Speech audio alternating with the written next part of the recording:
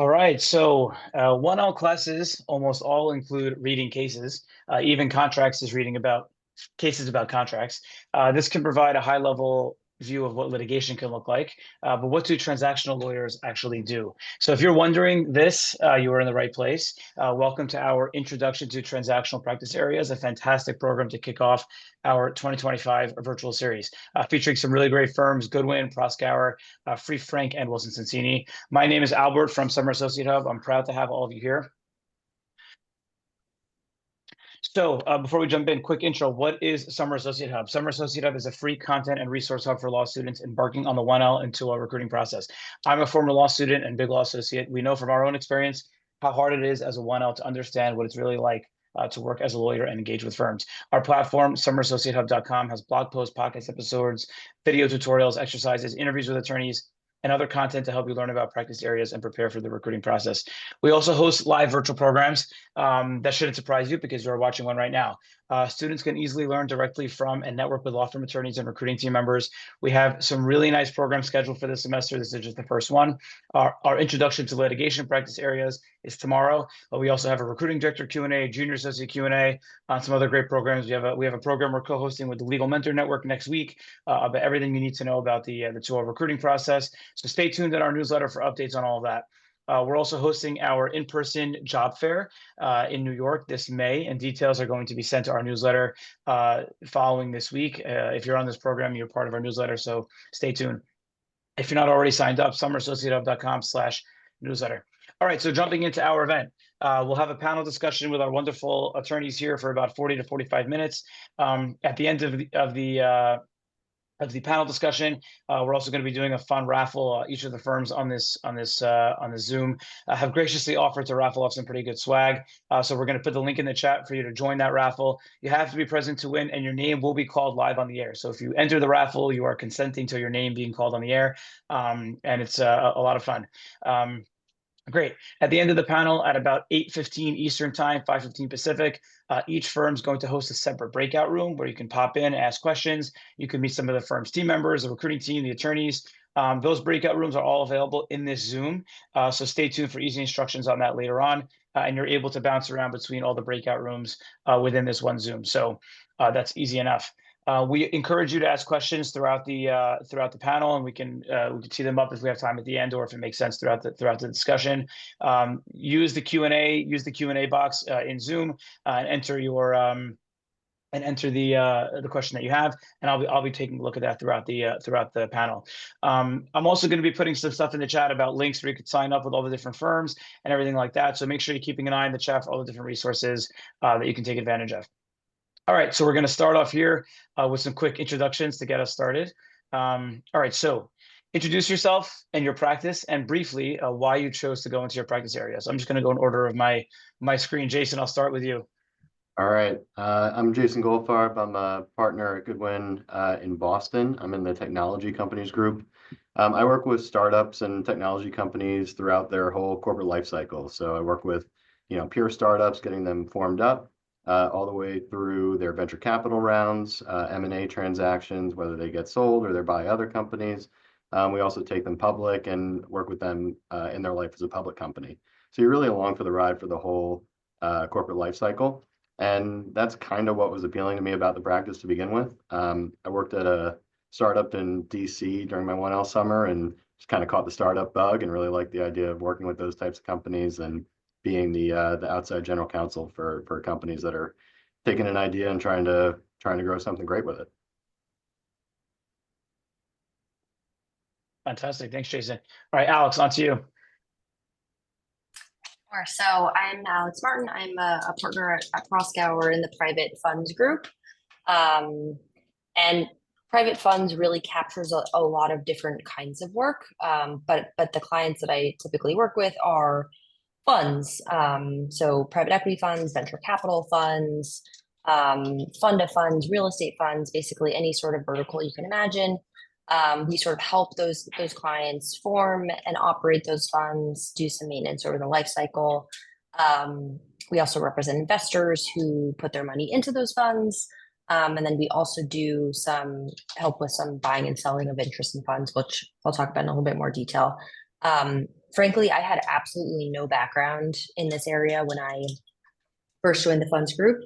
I sort of knew I wanted to be a corporate lawyer and really just kind of was just a gut feeling. I really loved the people in the group and the work seemed, fairly interesting. So it was sort of by chance that I landed there, but super happy with the decision. Love it. And we're going to hear a lot more about that. That's great. Christina, on to you. Hi, my name is Christina Poulson. I'm a corporate securities partner here at Wilson Sonsini. I'm located in Palo Alto, California. So really happy to be here, and thanks to all the people on the East Coast, because I know it's a lot later for you than it is for us.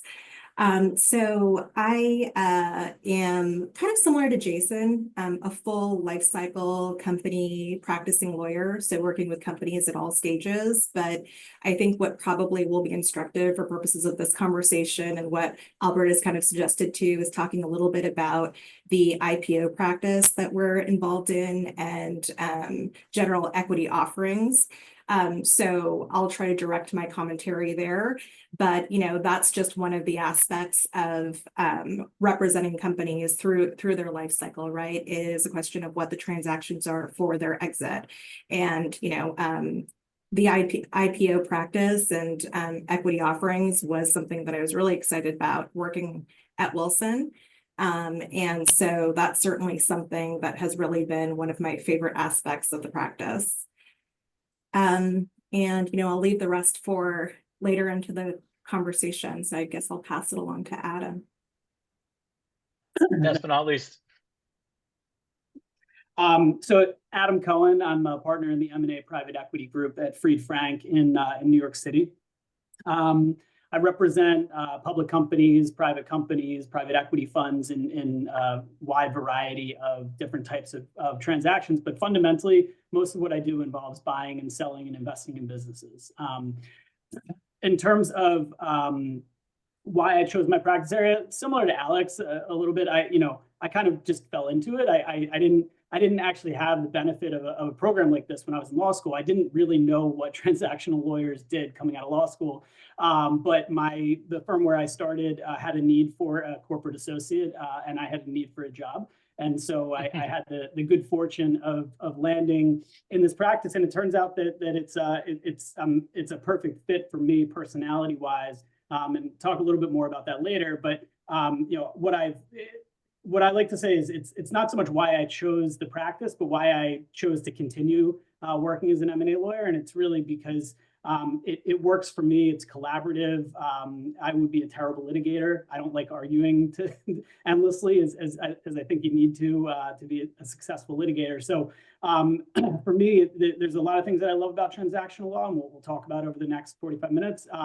But really, it's fundamentally that our goal in working with clients and opposing counsel is getting to the same end result and getting to a successful result for everyone. Love it. Thanks, everybody. So I'm looking forward to taking a little bit of a deeper dive into each of your practices. So Adam, we're going to stay with you. So what are the typical matters that you'd work on in your day-to-day as an M&A attorney specifically? Sure. So I was thinking about this before the program, and I think again, one of the things that I like about M&A practice is in some ways there's no typical matter. They're all different. Every company, every client, every deal is different. But in terms of just bread and butter M&A, I could be in the morning working with a client on a sell side process, so that the client, let's say it's a private equity fund or it's a public company that wants to sell off a portfolio company or a division, and they hire an investment banker, they hire lawyers to run what we call an auction process and contacting potential buyers and negotiating different agreements with them and trying to maximize the price for the client. In the afternoon, I might be working on a buy side deal where the client's on the other side of the table looking to acquire an asset. In between, it's working with clients on corporate governance matters in addition to just the pure transactional work. So there's been a lot of changes in Delaware, and Delaware law governs a lot of what we do in the corporate world. And so it's been a very active few months, or I guess last year or two for corporate practitioners. So happy to go into more detail, Albert, but want to leave some time for everyone else as well. Yeah, that's great. Thanks, Adam. So Jason, I'm going to turn to you. What are the typical matters you'd work on in your day-to-day when it comes specifically to, I know you work on the whole life cycle, but I'd love to hear more about the venture financings and the general corporate work that you do for tech companies. Yeah, for sure. So on the venture financing side, I mean, that's representing a company that's going out and trying to raise money from a venture capital investor, or it's representing the investor trying to put money into a startup company. In both cases, you are involved in negotiating term sheets, talking to clients, getting on the phone and, chatting through the deal points, the strategies, trying to think through like what are we going to put the most weight on? What are we going to, die on the hill over? And then you get into the actual drafting of the transaction documents and, getting into the details with your client. And, I think one of the fun parts about working with early stage companies is that you get to be on the phone with the founder or the CEO, kind of the folks who are really running this business. And, you get to add a ton of value because it may be the first time they've ever done this. And so you get to, get on the phone with them and say, all right, here's how this deal will play out. And here are the things you should be thinking about. And here are the things that you can kind of ignore and put to the side. So you really get to be involved in every aspect of the deal making process. As a junior associate, you're definitely involved in like due diligence and putting together disclosure schedules, which is a fun way to kind of figure out how companies run and, what's important to make a company go. And then, on the kind of day-to-day general corporate side, I mentioned earlier, one of the aspects of this type of job is being the outside general counsel. And so that means that you're often the first phone call that your client makes when they've got a question about how to do something, whether it's issue equity to employees or hire or fire employees or, put together a commercial agreement with a customer for the first time. They're reaching out to you and you're helping them kind of see around corners and figure out how to get their company, to the next level of growth. Love it. Thanks, Jason. So Christina, same. I know you work on a wide variety of things. I'd love to hear more about the IPO and securities part of it. So what are the typical matters that you'd work on in your day-to-day when it comes to IPOs, capital markets, securities related work? Yeah, so I think a good way to kind of frame it is that, there's two groups of lawyers typically working in these transactions, right? So there's the lawyers that are representing the company that is going public. And then there's the lawyers that represent the banks in the transaction, right, that are bringing the company public. So there's two different kind of like legal teams within the world of a typical IPO. Yeah. And so, typically we'll represent the company, and there are quite a bit of differences there, right, in terms of what we're all focused on, even though we're all kind of focused on the same common goal, in so much that you're doing a lot of readying activities to make a company go public. So, a lot of times it's relatively young companies with very limited internal capabilities that are going public. So obviously there's a lot of work involved in that, and lawyers are really, really involved in that process. A lot of what, we've heard too about like serving as an outside general counsel, that a lot of that is occurring too, and a lot of handholding, because for a lot of these companies and internal teams, they've never been through this process before. So it's just a lot of preparation activities. There's then once you file your document with the Securities and Exchange Commission, lots of interactions with Securities and Exchange Commission, which is the main regulatory body that you're interacting with as the legal team. And then there's, all the work that kind of happens once you ring the bell and you're a public company, right? All the work that it takes to become a public company. So that's kind of the different kind of buckets of activities you'll generally be involved in like the IPO context and scenario. Great. All right. So Alex, last but not least, I know, so you mentioned you didn't really know much about funds work when you were a law student. I feel like when we do these programs, I think fund formation is a little known area for law students, but a very popular area for law firm attorneys. So I'm curious to hear what are the typical matters you'd work on? What is your day-to-day as a private funds attorney? Yeah, absolutely. And frankly, I think my explanation will be a little bit longer, just for the reasons you noted. It tends to be a very unfamiliar area of corporate law for law students. It certainly was for me. I think the first day I started in the funds group, I Googled like, what is a private equity fund? I have absolutely no idea. So maybe I'll just take a step back and kind of describe like what are sort of the different buckets of work that we do in the space. And this does vary a little bit firm to firm, but I'll sort of give my experience at Proskauer. So When you say you're a private funds attorney, what that typically means is you do fund formation. So you're basically allowing these private funds to sort of pool capital and go out and invest in the private market. So these private companies that, you know, Jason and Christina might be working with sort of pre-IPO. So they're really capital providers. So you know, if you want to like buy a share of Disney, you can just go to the stock market and just buy a share of Disney, right? If let's say there's like a mom and pop restaurant down the street that you love, you can't just walk in there and sort of buy that company, right? So that's what these funds do is they sort of they have the capital and the scale to go out and really meaningfully invest in the private markets. And this can be really any kind of strategy. So your sort of vanilla fund is like a private equity buyout fund. They go out and they take you know, control positions in private companies. There can be credit funds. They go out and issue loans to private companies. Fund of funds, they invest in other funds, real estate funds that invest in real estate. So really anything you can imagine.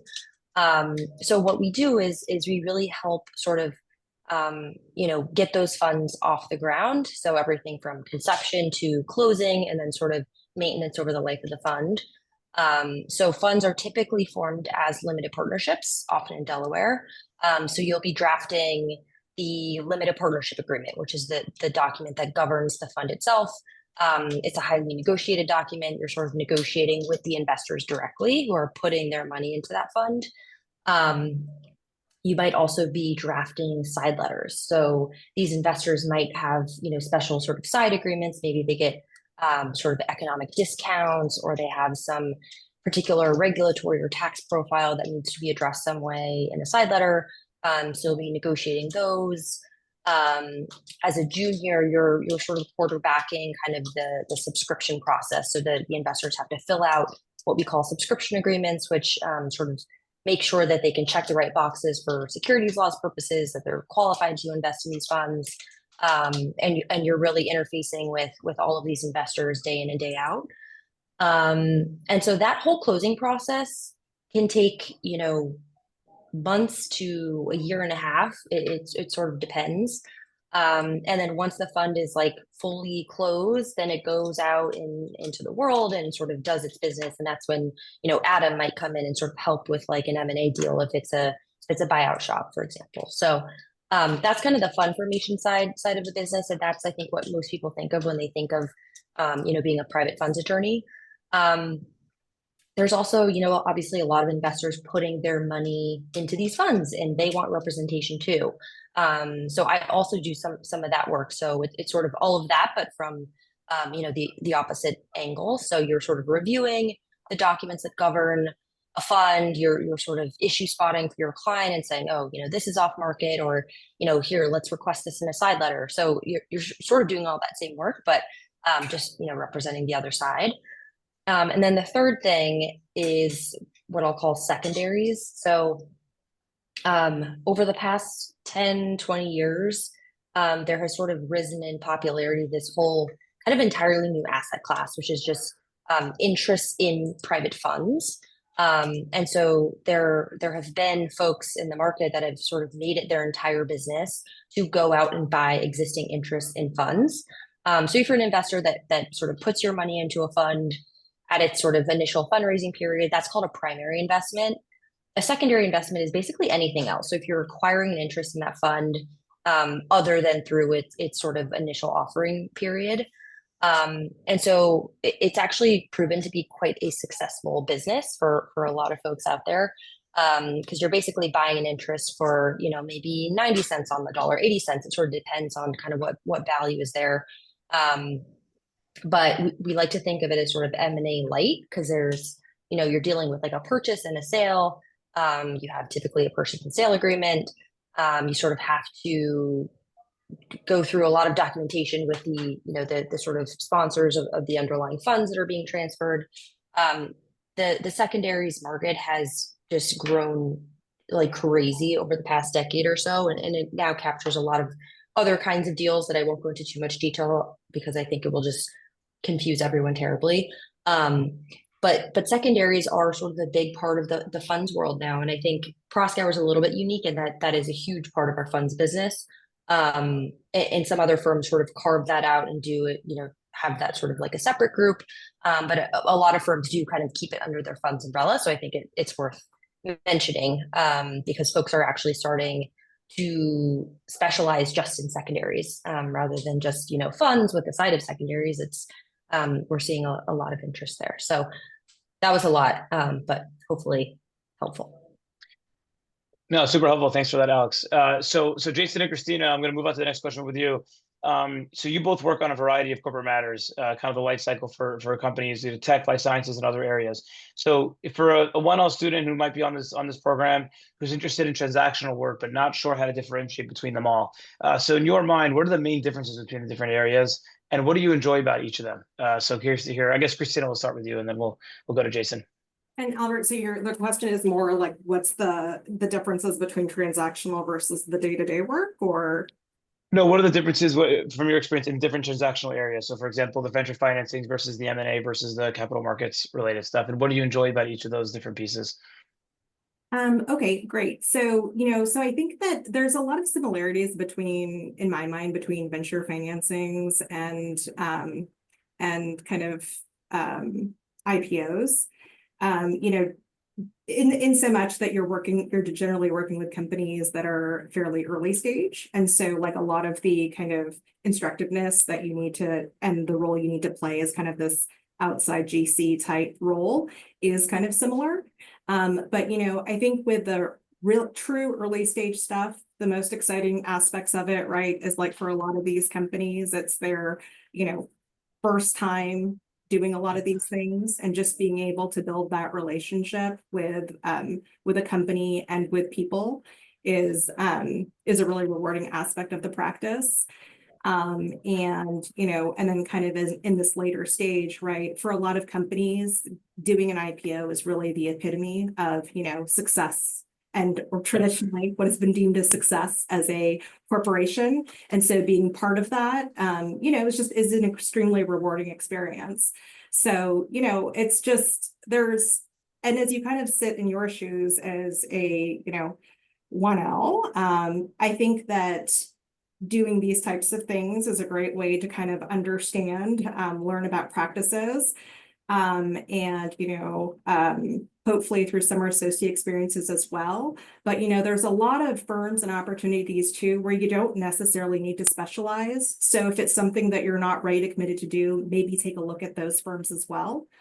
And then kind of the last piece of advice I'd give is that, think too about kind of what your strengths are and like what you're really most excited about. Is it like the relationship building aspect? Is it the ability to connect on a one-on-one basis with someone? Is it the excitement of doing a transaction, and I won't speak too much to M&A because I don't do too much of that, but the excitement of closing an M&A transaction, right? Like what is it that really is like, has brought you into the interest of a transactional practice, and then seeing how that complements with kind of your strengths as a person, and just kind of taking an internal look at that, right? What will keep you going when you're burning the midnight oil, and things like that. I love that, because I think that was a big part of the process for me choosing to do transactional work. So that's great, Christina. So Jason, what are your thoughts?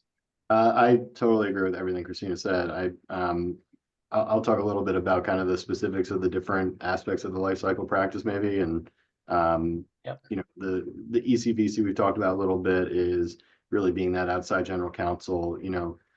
That's where you do a lot of relationship building. It's usually not fire drill type work. It's stuff that you have a little bit of time to work on, and requires looking through the governing documents of the company, and helping companies kind of operate on a day-to-day. So that's usually not the kind of urgency of, oh, we have to get this deal closed by next Friday, or the world's going to explode. However, if you do M&A, like oftentimes there are like timetables in place, and I'm sure Adam can talk about some exciting deals that had to happen really fast. And so if you like that kind of fast-paced environment, M&A can be really, really fun in that way. It tends to be like a bigger time commitment than other types of deals, similar to IPOs as well. It will take a lot of time out of your day, but you get to really be involved in a ton of different aspects of the deal. You get to be involved in a ton of different aspects about the company, understand how they work, help coach them through, a big process. And, like I said, in most cases, it's your client's first time going through something like it. So you really get to be a valuable addition to the team. And so, I think the additional piece of advice I would offer is kind of think about the way you like to work. Your study skills, your work experience, pre-law school, think about the kind of work environment that you enjoy, because, different practice areas can offer a different pace, and different level of, knowing a lot about a little versus a little about a lot. And there are ways to take advantage of your skill set in both approaches. That's great. Thanks, Jason. So Alex and Adam, this next question is for you. I guess what steps can a student take, even 1L year and throughout law school? What steps can a student take to go a level deeper in learning about your practice area and figuring out if it's for them? So I guess Adam, I'll start with you. Sure. So I think there's obviously the sort of there's the obvious sources, right? You can look for classes. I think I took an M&A transactions class as a 2L or a 3L. And paying attention to what's going on in the news, whether it's the Wall Street Journal or the New York Times Steelbook, kind of like looking out for opportunities to see where transactional work and deal work is actually showing up in the in the real world. But I think that the most impactful thing that students can do is attend events like this, and also just seek out transactional lawyers and try to have conversations, try to ask what do you do? It's something, like I said earlier, I didn't do that as a law student, and I was really fortunate to end up in a practice that I really love. But I think that if I go back and do it again, I would definitely seek out transactional lawyers and try to get a better understanding of what goes into the practice. I agree with everything Christina and Jason said, and particularly Jason, kind of thinking about your skill set, right? Like thinking about what you like to do academically, what you've done before law school, if you took time between undergrad and law school. If you like to research, if you love to write, if you love to craft an argument, maybe you're more suited for litigation. If you're like me and you hated research and hated writing memos, and transactional work might be more up your alley. So I think trying to engage with practitioners and lawyers who spend their lives doing this, I think is the best thing that you can do to really figure out what direction you want to go in as with your career. Yeah, and if you're on this program, you've already taken a couple good steps in that direction, because this is a great way to do that. I totally agree. I mean, one of the best things for me, at least, was my experience was just speaking with attorneys and hearing about their experience and seeing if that type of work excited me, and that's one of the reasons why we started these programs. So I love that. Alex, what do you think?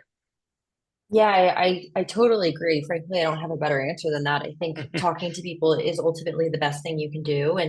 And I know when you go on these law firms' websites as a 1L, and they all kind of they're flashy. They say we do everything and we're great at everything and we're the best. And it's really hard to differentiate and to figure out what law firms are actually good at, what groups are sort of would be a good fit for you, and really just talking to people is the only way. So going to these events, I think a lot of law firms have sort of 1L oriented events and at various times throughout the year. And so just getting that exposure is really the best thing you can do. And I know I'm not adding anything more to the conversation by saying that, because it's sort of been a common refrain, but I mean, that was certainly most helpful for me, more so than anything else.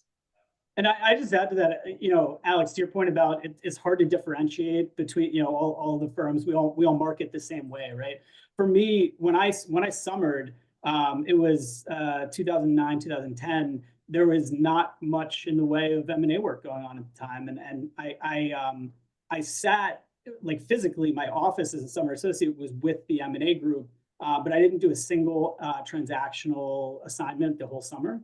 But what I did learn is that I really liked the people who were sitting near me, and we went out to lunch, and I got to know them, and I thought I could see myself working with these people. I could see myself fitting. It feels right. So whether it's transactional litigation or regulatory, really thinking about the fit and the personality and the people you're meeting, that's a really important part of the process. And maybe one more thing I'll add to that is I think any chance meeting really can shape your entire career. Like you have absolutely no idea. And just as an example, so I went to Boston University for law school, and I was working my one all summer for a judge in like the Seattle area. And BU has this great program where they sort of link you up with an alum in whatever city you're in, just to sort of do like a resume review. Like they'll give you feedback on your resume. So I did that, and I happened to meet with a former private funds attorney at Proskauer.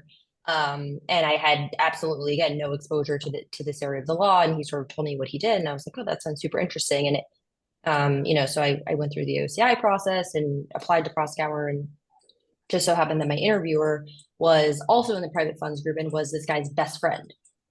So I had like a great in with him already, and it sort of made the process so easy. And it sort of just naturally landed me here, and I truly couldn't be happier. So take any opportunity you can get to get in front of these people, because you really never know. Like great things can come from it. Yes, again, welcome to the program. Good way to do that, and I totally agree, Alex. I always like to tell students, put yourself out there to the point where if you get lucky, it's no longer luck anymore. You just increase your opportunities to make good connections. So I love that. So we're going to move on to my personal favorite question, which is what is the most interesting deal or matter that you've worked on? So Christina, I'll start with you.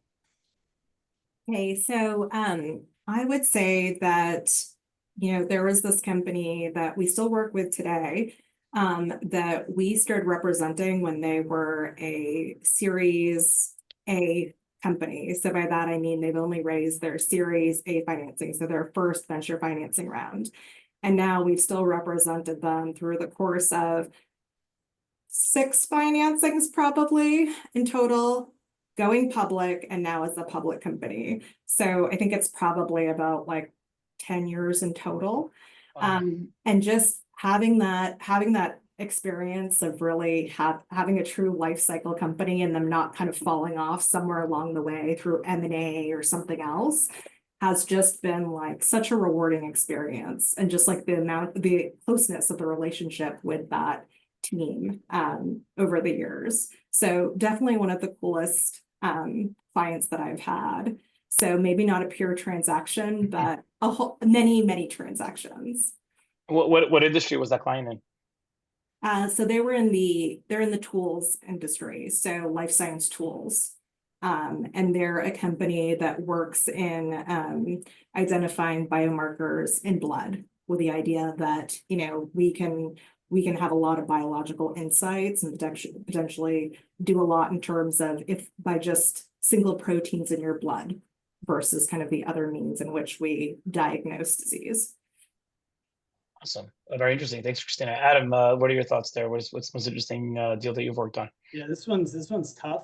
It's hard to narrow it down. I've had some, I sold 4 casinos. I bought and then sold a beloved children's toy company. But I think the one that I always go back to is I represented a publicly traded water utility in acquiring the sewage and wastewater system of the city of Scranton, Pennsylvania. So I helped the client buy the Scranton sewer system, which is not something that many M&A lawyers can say. And truthfully, it was a fascinating deal because I thought working with some of the sharpest minds on Wall Street and some of the sharpest elbows, I thought I'd seen everything, but until you get into state public utility commission and local politics in quasi-rural Pennsylvania, you really haven't seen people who know how to negotiate. So it was that was a wild ride. I wish I had the theme song for The Office ready to queue up there for the Scranton sewage system. But yeah, that definitely a very interesting one. Thanks, Adam. Jason, what are your thoughts there? Similar to Christina, I've got a client that I've been working with since day one as a junior associate. We did their venture rounds, and then I thought the deal that was particularly interesting was we took them public through a de-SPAC process. You may have seen these in the news. They might kind of be coming back, but it's an interesting way of bringing a company public where you have a public shell company goes out and buys an existing private operating company, and the private company becomes public as a result of that transaction. And so the whole deal process was kind of an interesting combination of each of the kind of three legs of the stool of the stuff that I do. So it was a little bit of ECVC stuff, there was an M&A component, and there was a capital markets public company component as well. So it was kind of a cool way to combine a couple of different areas and also help a company that I've been working with for a number of years, take that next step into public company life. Awesome. And hopefully the company feels the same way, Jason and Christina, that they say, well, I grew up with this attorney from they were an associate and now they're a partner. So thanks for that. Alex, last but not least, what from your experience, coolest matter you've worked on? This one's really hard. I think I would probably say during the COVID era, I worked with a private, they were really like a life sciences sort of venture fund.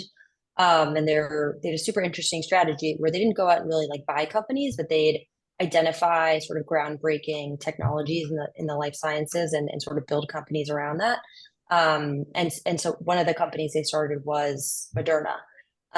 So obviously had like incredible success during COVID when that sort of blew up, and they kind of looked at that opportunity as a chance to sort of go out and raise a bunch of money on the heels of that. So they essentially reopened one of their funds and raised like another $3.5 billion, which is like an insane amount of money for a life sciences fund. So that was really cool to be a part of, and obviously like seeing it in the news every day was pretty awesome. Oh, fascinating. Thanks for that. We actually have a really interesting, before we move on to the last question, and just a quick reminder, if you scroll up in the chat, we have the links to all the different firms, 1L mailing lists, and some other information about each firm. We also have the link in the chat to sign up for the raffle. The deadline to enter your name for the raffle for the firm swag is going to be in a few seconds. So please make sure to do that right away. We have a really good question. I would love to hear, I guess, one panelist's thoughts on that super quick, and then we'll move on to our last question and the firm swag raffle. Somebody on the panel had mentioned previously kind of some practice areas in transactional are more relationship oriented, and maybe not as focused on like fast-paced deal making. So I'm curious, anyone have any thoughts on that, of which areas you feel like more relationship oriented versus the fast-paced deal making? I guess I'll echo what Christina and I have been talking about on the ECVC side. You do start working with companies from literally day one, sometimes pre-day one, as they start to come up with an idea and form a company. And if you are a life cycle attorney, you are really with that person or that team all the way up through taking them public, in the example I gave a minute ago. So that does require a lot of relationship oriented practice. Not to say you don't have that in M&A as well. Like a lot of times, if you're working with a private equity fund or something like that, you have relationships with those folks as well. But as Adam's talked about, like in M&A, you're really focused on that deal, and sometimes there's a short fuse on getting something done. And so, M&A tends to be a practice area that requires a bit of a faster pace than other areas. Yeah, I guess I owe it to the panel. If anybody objects to that, and they think there are other areas that are worth mentioning from a relationship perspective, anyone have anything to add there? I just say that in terms of M&A, we their deals can move quickly, but we also like the Scranton deal took 18 months. But I think that from a relationship standpoint, we have private equity clients that we've been working with for 10, 15, 20 years, and we do all their deals. Same thing with public company clients. So the deals might move faster, but I think in most areas of the law, it really comes down to relationships, right? Our clients come to us because they want our help, because they trust our judgment and our guidance, and that really comes from spending the time together and building that rapport, building that level of trust, so not something that kind of comes and goes all that quickly. I don't object to anything Jason said, just for the record. Just making a pitch for M&A. We do have good relationships, so that's all. I love it. I guess the answer is all of them. No, that's great. Thanks, everybody. So the last question, and before we move on to that, just a quick reminder. So when we're finished with this question, we're going to open up our breakout rooms. It's super intuitive in the Zoom functionality. So just click the breakout rooms button at the bottom, and you'll see a breakout room for each firm.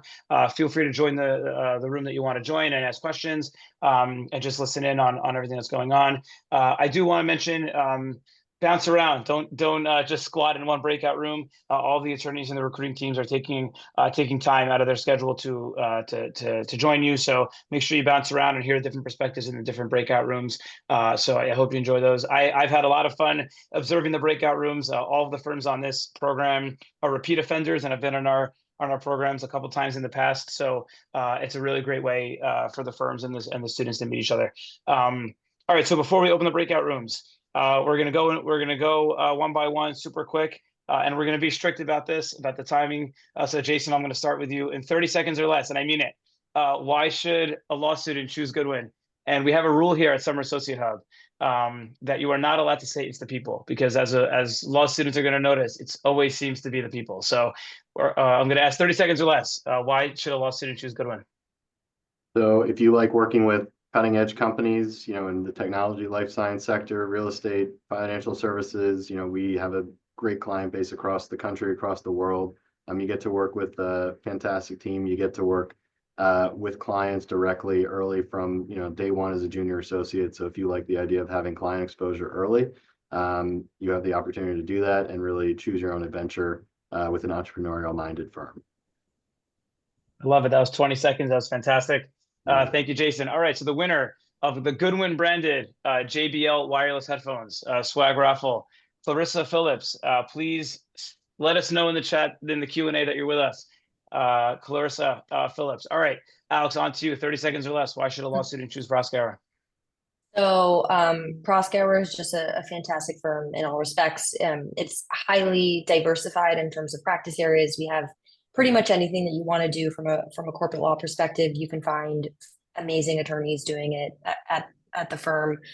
We have some pretty amazing sort of banner practices, sports, funds, private debt, sort of anything in the private capital world. We sort of do it better than anyone. So, I know we can't say the people, but of course the people are fantastic. So I think you really can't go wrong. Awesome. Thank you, Alex. All right, so the winner of the Proskauer coffee tumbler and gift card is Aiden Berman. Please let us know in the Q&A that you're with us, Aiden Berman. All right, Adam, on to you. Fried Frank, 30 seconds or less. Why should a law student choose your firm? So, Fried Frank it's an organization where you have the opportunity to work on some of the most sophisticated, complicated, high-profile legal matters out there, with a phenomenal group of extremely experienced, extremely intelligent lawyers. We take a lot of pride in our culture, and we have a really deep-seated culture. We try to play at the top of the market, but we really focus on humanity and treating each other well and treating each other like human beings. And we're a close-knit family, and I think it's our greatest asset. And it really, we like to think it differentiates us from our peers.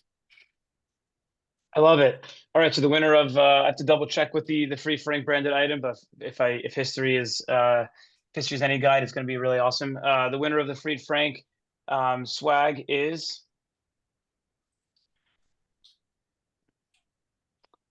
Catherine Angel. Let us know that you're here, please, Catherine Angel. All right. Last but not least, Wilson Sonsini. Christina, 30 seconds or less. Why should a law student choose your firm? So I've been at Wilson since I was a summer associate. So I think I'm a testament to how great the firm is, having spent my whole career here. And I think, it comes down to two things for me. It's the clients. So I guess that's kind of cheating because that's somewhat the people. But, when you think of technology companies, that is what Wilson has done since day one. And it has been kind of the foundation of what we know in terms of Silicon Valley, but also broader technology across the country. And so, you know, it's working with cutting edge technology and life sciences companies. But it's also the second aspect of it is the autonomy in your practice. So you can really craft your own path at Wilson. And so long as you have conviction in what you want to do, and there's a general business case attached to it, you can do a lot in terms of determining what your career looks like here at the firm. And when you talk to lawyers, you'll hear there's no two people that have the same practice. There's a lot of variation in practice, and that's truly because of this, you know, entrepreneurial spirit that people have taken to me, and you know, that's synonymous with Wilson Sonsini. Awesome. Thank you, Christina. And the winner of the Wilson Sonsini branded travel charging station, Michael Walker, please let us know in the chat that you're here, Michael Walker. All right. Well, thank you so much for this wonderful panel. I think this is really insightful. I wish I had this as a law student. I think one of the panels mentioned, you know, you didn't have this as a law student. I wish I did. So hopefully all the law students on this webinar really benefited from it. But don't go anywhere. Our breakout rooms are opening right now. Just another reminder, we have our intro to litigation practice areas tomorrow, same time. Not the same place, different Zoom link. So make sure you check your email for that. And if you haven't already RSVP'd, you can see the link in the chat. And we're going to leave all the links to the Firm 1L mailing list and everything like that in the chat throughout the breakout room. So you can pop back in here. Thank you very much to this wonderful panel. Law students, take advantage of the breakout rooms. Make sure you bounce around and engage with all the wonderful people at the different firms right now. So I'll let you all go. Thank you so much.